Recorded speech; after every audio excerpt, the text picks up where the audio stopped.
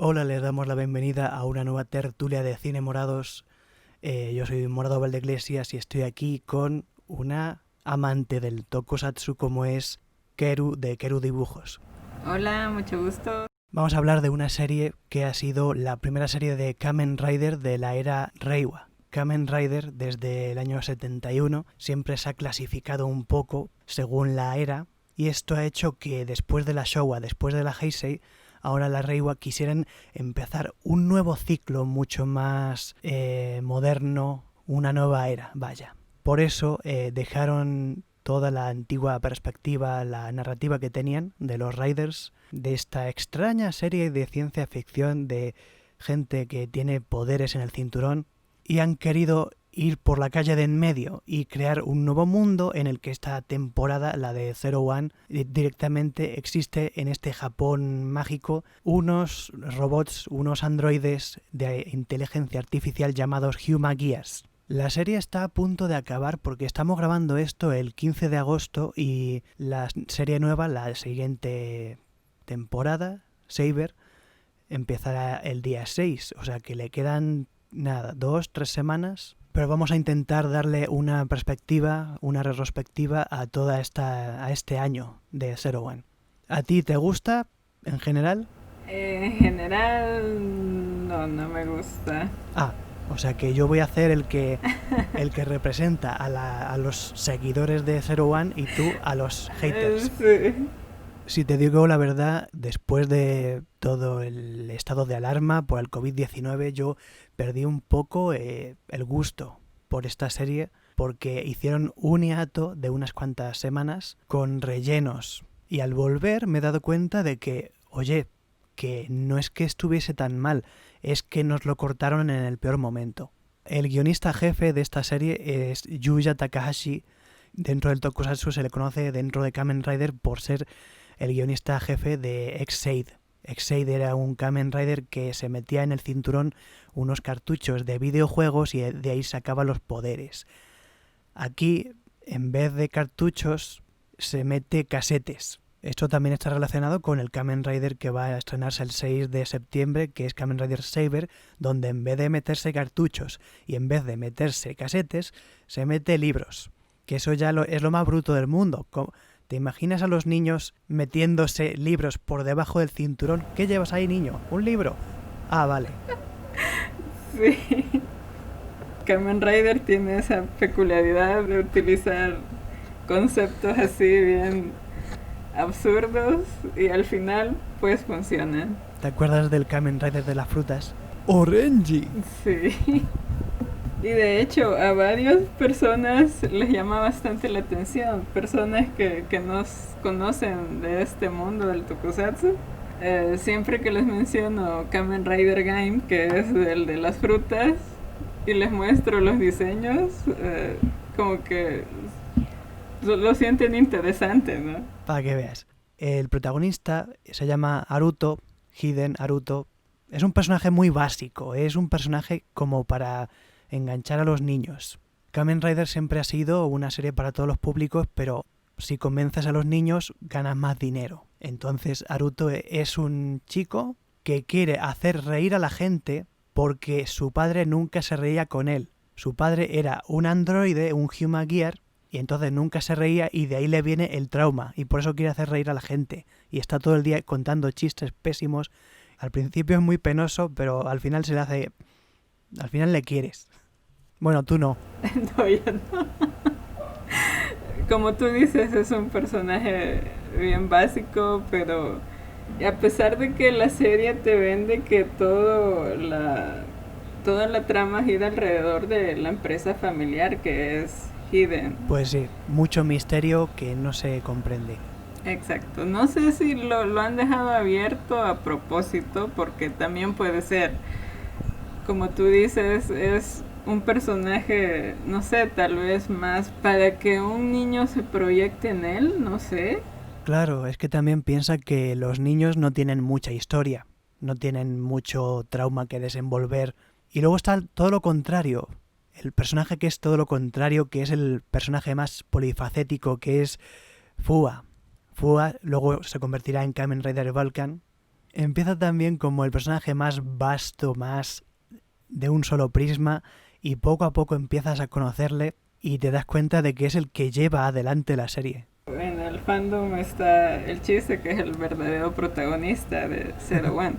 Ya, es una cosa como Kamen Rider Deno, que el secundario es el que se lleva todas las tramas interesantes. Después de Balkan presentaría a Yaiba, Yua Yaiba, que es Valkyrie.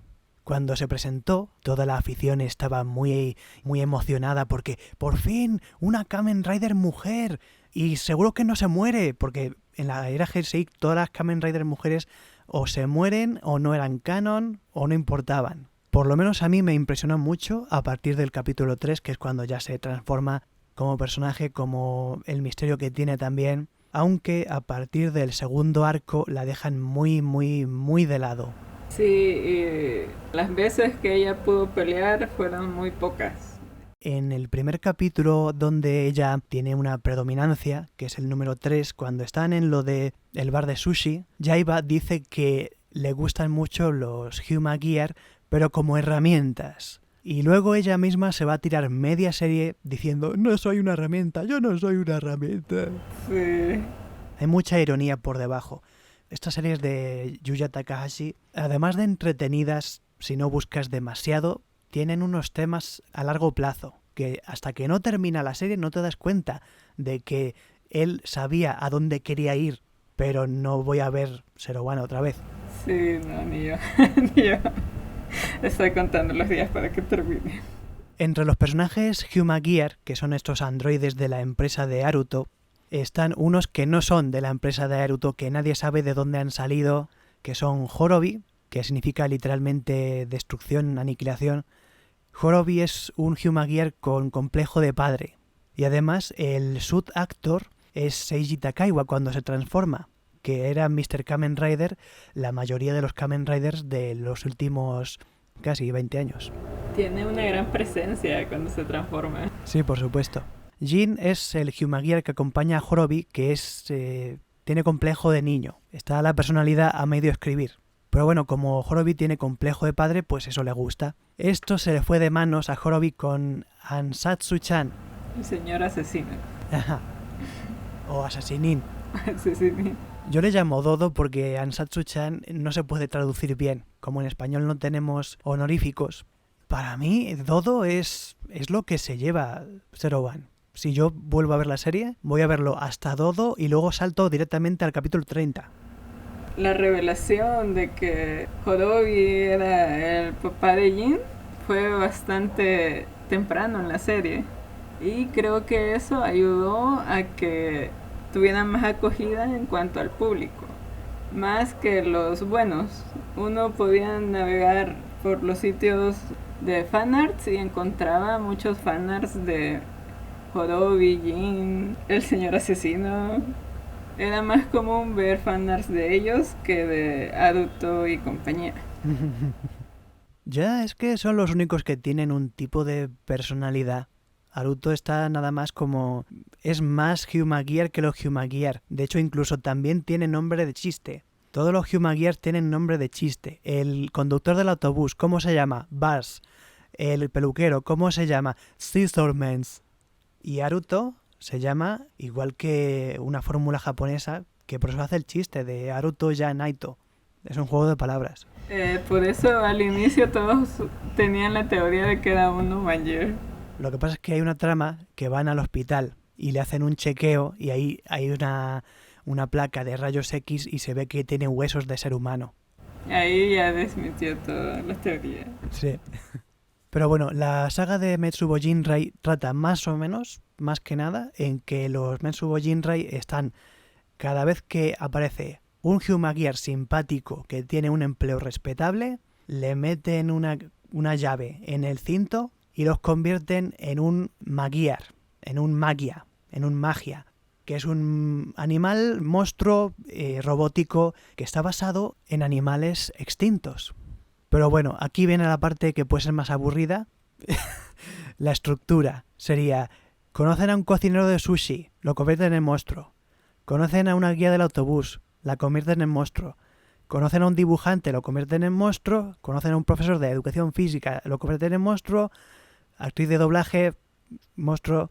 Médicos, monstruo. Actores, monstruo. Astronautas, monstruo. Y bueno, Shinya Owada tampoco se salva. Le pegan un tiro al pobre Shinya Owada, que es un actor de verdad. Que de ahí no supimos nada de él. Que lo llevaron al hospital, pero ahí no sabemos qué fue de él. No, yo espero que en el último capítulo Shinya Owada vuelva a aparecer, que está paseando por un festival o por una feria y se encuentra con quien tú y yo sabemos y se hagan amigos y ya termine todo bien. Sería interesante, sería bueno. Hay un personaje que es como una especie de villano fantasma que durante este primer arco está como de fondo jugando al ajedrez y maquinando planes maquiavélicos. Pero enseguida pierde el misterio porque llega a partir del capítulo 17 la saga de la competición laboral de Saya, que son 2 o 3 meses de emisión de este malo haciendo trampas para justificar una OPA hostil para que su empresa, Saya Enterprises, se apropie de Hidden Intelligence, de la empresa de Haruto. Fue casi como media serie que se llevó esa saga. Eran 2 capítulos por cada caso, o eran más. 2 capítulos de la experta en arreglos florales, luego lo mismo con la agente de ventas inmobiliarias, luego lo mismo con el abogado, con el consejero matrimonial, el bombero, el rapero, y todo es una excusa para hacer un ataque de un nombre bastante ridículo en inglés que es el Jackin Break. Luego se quejan, es que no ponen esto en Estados Unidos. En Estados Unidos no te van a perdonar esos nombres. Son nombres que funcionan solo en Japón. También tiene otras cosas buenas esta serie, como es el tema mitológico sutil. El satélite en el cielo y el satélite hundido en un lago, como en el inframundo. El bien y el mal. Porque mira, el satélite del cielo se llama Sea, en japonés sería como there, aquello que está allí. Y el satélite maligno se llama Ark, que dicho en japonés sería como Aaku, o sea, la maldad. Entonces tiene cosas interesantes, si las quieres buscar. Sí, eso no lo puedo negar. Pero que es aburrida la segunda saga, sí. Sí, se la pueden saltar a la perfección y no pasa nada. Saltan directamente al capítulo 30 y luego se ven los especiales estos que han estado haciendo durante el hiato, donde te resumen todo. ¡Qué buena idea!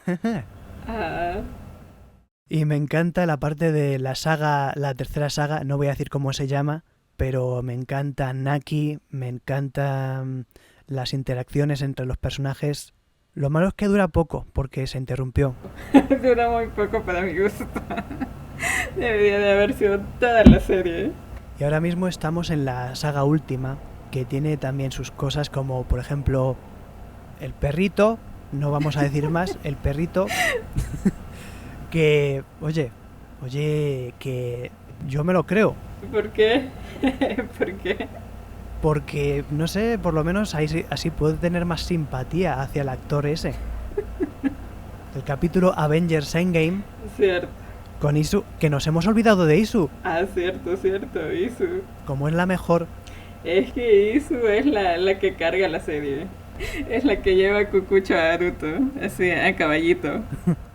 Isu es la robo-waifu, es la secretaria de Haruto y digamos que es efectivamente la que lleva la serie. En todos los grupos de tokusatsu, de aficionados, todas las semanas son entrada de qué os ha parecido Ultraman esta semana, que es entrada de otro actor que tiene COVID. Y de repente la mitad son fotos de Isu, entrevista de Isu, Tsurushi Manoa. Isu está llevando adelante en sus hombros toda la afición del tokusatsu. Bueno, su personaje yo la comparo como una madre que le hace todo al hijo. Interesante. Así es como yo la comparo. ¿Hay alguna reflexión sobre esta serie? ¿Algún mensaje que quieras dar al público? Puedes decirles, están a tiempo, huyan de esta serie. Zero One yo siento que es una serie muy bien lograda técnicamente. El diseño de los trajes es muy bueno. Claro, porque se lo han copiado todo a los de Build. Han reemplazado en el almacén. La forma final, no sé si todavía es el 02, pero cuando vi esa forma dije, bueno, es un repintado, ¿verdad? Pero cuando ya lo ves en movimiento, ese traje se ve muy bien. Ujú. También la dirección la siento que ha sido muy buena, las coreografías de las batallas. Es una serie muy visualmente muy agradable, en donde me causa conflicto son los personajes. Tal vez el fandom está partido, ¿verdad? La mitad que le gusta y la mitad que no le gusta. Pero en mi caso no pude encariñarme con ningún personaje. En el caso de los personajes que me gustan, como Horobi, como Jin, es el hecho de lo que plantearon al inicio, ¿verdad? Que Horobi es un Omanger padre y Jin prácticamente es su hijo.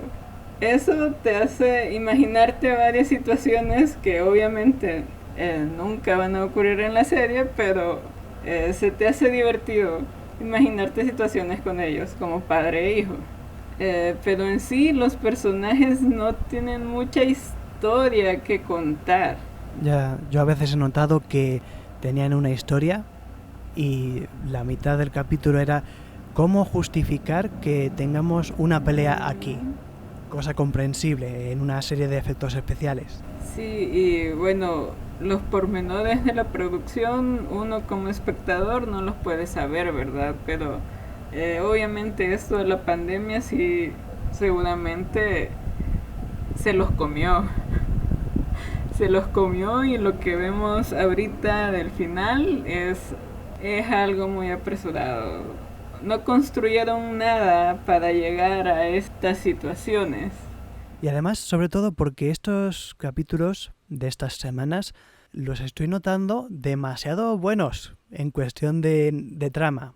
Ya no gastan 2 semanas para contarte algo. En una sola semana te pueden contar lo del Avengers Endgame. Es que ya no tienen tiempo. Todo lo han condensado así en los últimos. Por eso digo que se vean hasta el capítulo 16 y luego salten hasta el 30 y se vean los especiales. Es un buen consejo. Si lo hacen así, les gustará muchísimo esta serie. Sí, la van a sentir mejor. Voy a cerrar con una reflexión que se me ocurrió por si a alguien no le parece suficiente una serie de golpes y rayos y lanzamientos y patadas. Yo he pensado que esta serie trata sobre la relación de los humanos con el trabajo y que los androides estos son una representación de los trabajadores extranjeros que ahora mismo Japón está empezando a aceptar dentro de su sociedad. Y por eso los Humagear mayormente tienen los ojos azules. Es una buena comparación. De modo que aquí hemos terminado. Si les gusta, les gusta. Si no, hasta la vista. Hasta la próxima.